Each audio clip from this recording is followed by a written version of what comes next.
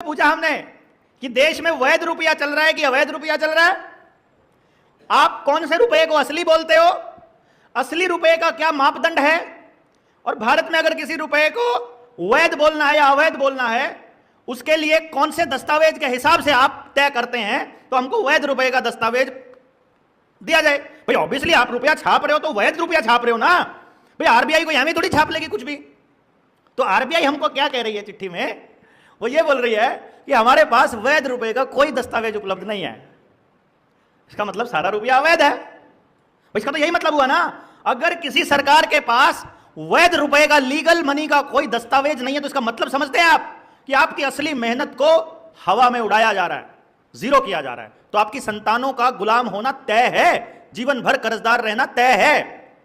आपकी दादी के पास, आपकी नानी के पास, और उस दौर में आपके गांव में सबसे गरीब आदमी की औरत के गले में भी आपने बड़ी बड़ी चांदी और सोने के हार देखे होंगे, उनके हाथों में, पैरों में। सबसे गरीब आदमी के घर में भी। अनसिविलाइज तो अब हुए हैं हम लोग। यानी कि जब कभी शोषण नहीं हो रहा है, जिस वक्त आरबीआई नहीं आया है, जब आरबीआई ने अपने नोट छापने शुरू नहीं किए हैं, उससे पहले हमको 300-400 साल तक अंग्रेज लूटते रहे हैं। और लूटते रहने के बावजूद भी 1860 में, जिस टाइम के दौर को अंग्रेज सपेलों का देश बोलते हैं ना, उस दौर में भी भारत दुनिया की सबसे बड़ी अर्थव्यवस्था है। ये अभी यूनाइटेड नेशंस के दस्तावेज, वर्ल्ड इकोनॉमिक फोरम के दस्तावेज बता रहे हैं, उन्हीं के दस्तावेज बता रहे हैं कि भारत चाइना के साथ कंपटीशन है सिर्फ।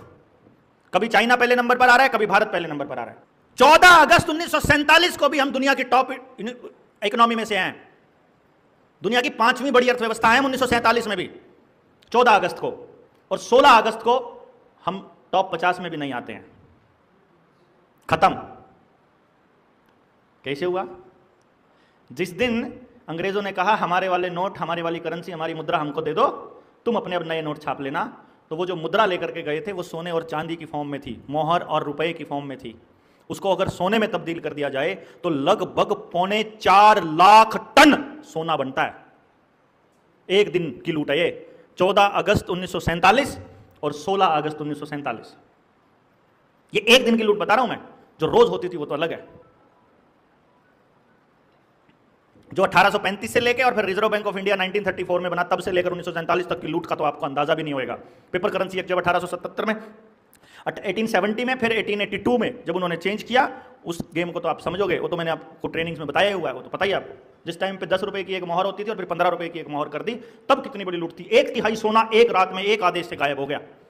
1/3 सोना, जीरो। 1/3 देश को एक आदेश से लूटा जा सकता है। तो आपको भी ज्यादा दिन नहीं लगने हैं। एक ही आदेश लगेगा कि कल से जितने नोट हैं सब लीगल टेंडर नहीं रहेंगे, केवल ई-रुपया चलेगा, सीबीडीसी। और सीबीडीसी का कंट्रोल किसके पास रहेगा? जिसके पास मोबाइल के सॉफ्टवेयर का कंट्रोल है, बस।